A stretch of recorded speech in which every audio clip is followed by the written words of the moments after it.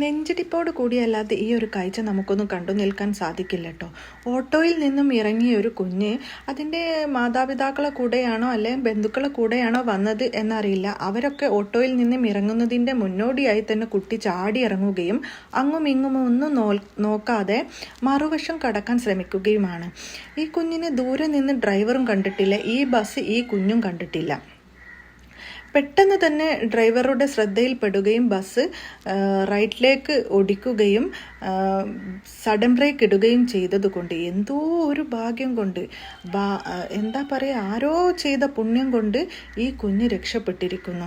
ഇപ്പോൾ ഈ മാതാപിതാക്കൾ അല്ലെ ഈ കുഞ്ഞിനെ കൊണ്ടുവന്നവരുടെ അവസ്ഥ ഒന്ന് ഓർത്തു നോക്കണം. അവർക്ക് നെഞ്ചിടിപ്പ് ഇപ്പോഴും മാറിയിട്ടുണ്ടാവില്ല. ഈ ബസ്സിലെ ഡ്രൈവർ പാനിക്കായി പോകുകയാണ്. പിന്നീട് ഈ ഒരു സംഭവം നടന്നതിന് ശേഷം ഈ ബസ് എടുത്തിട്ട് പോലുമില്ല. ഈ കൂടെ വന്നവർ ഇങ്ങനെ സ്റ്റക്കായി പോവുകയാണ്. എന്താണ് നടക്കുന്നത് എന്ന് പോലും അറിയാതെ സ്റ്റക്കായി നിൽക്കുന്ന ഒരു അവസ്ഥയാണ് കുറച്ച് സമയം.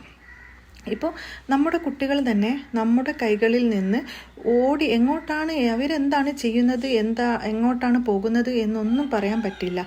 ഇവർ ചിലപ്പോൾ അപകടത്തിലേക്കായിരിക്കും പോയിരിക്കുന്നത്. ചിലപ്പോൾ നമ്മുടെ ഒരു നിമിഷത്തെ ശ്രദ്ധ കുറവായിരിക്കും. നമ്മളൊക്കെ മനുഷ്യരല്ലേ. അപ്പോൾ ഇവർ ഓടിയെടുക്കുന്നത് പലപ്പോഴും അപകടത്തിലേക്കായിരിക്കും. ചില സമയങ്ങളിൽ ഇതേപോലെ രക്ഷപ്പെടാറുണ്ട്. ചില സമയങ്ങളിൽ ചിലർക്ക് കുട്ടികളെ നഷ്ടപ്പെടാറുമുണ്ട്. അപ്പം ഇതൊക്കെ എന്താ പറയുക, ഈ ഒരു കാഴ്ച കണ്ടിട്ട് സത്യം പറയാം തല ഇങ്ങനെ മരവിച്ചതുപോലെയാവുകയാണ്.